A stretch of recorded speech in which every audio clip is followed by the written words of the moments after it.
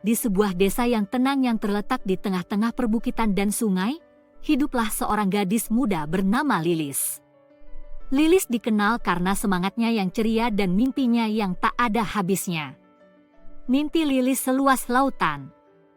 Dia bermimpi untuk bepergian dan menjelajahi negaranya, mendirikan toko kelontong di tempatnya, dan membantu desanya dengan membuat perpustakaan. Hatinya dipenuhi dengan harapan dan tekad. Pada suatu pagi yang cerah, saat Lilis berjalan melewati alun-alun desa, ia melihat sebuah poster pertemuan para pemimpi yang diselenggarakan oleh seorang orang tua yang bijaksana bernama Rosa. Pada pertemuan itu mereka berbagi nasihat dalam mengubah mimpi menjadi kenyataan. Karena penasaran, Lilis memutuskan untuk hadir. Pertemuan tersebut diadakan di rumah sederhana milik Rosa di pinggir desa.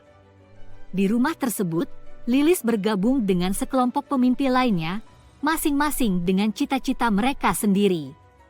Rosa memulai dengan bertanya kepada mereka tentang impian mereka dan langkah apa yang mereka ambil untuk mencapainya.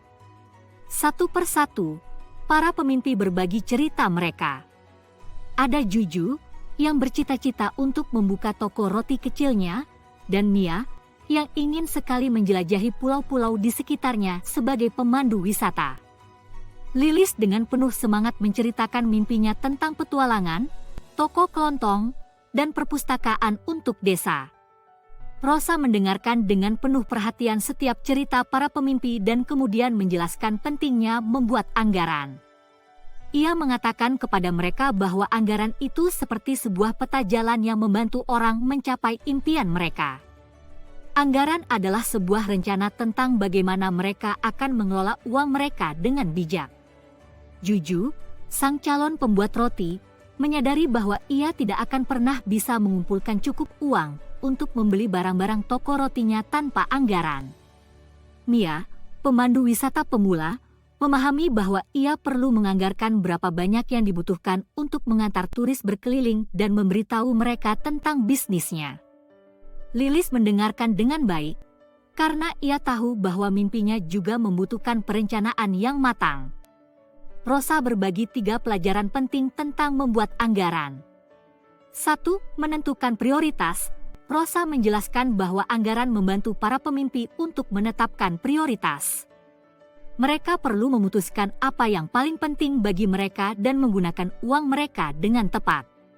Lilis menyadari bahwa ia perlu memprioritaskan menabung untuk toko di dekat rumahnya daripada pengeluaran lainnya.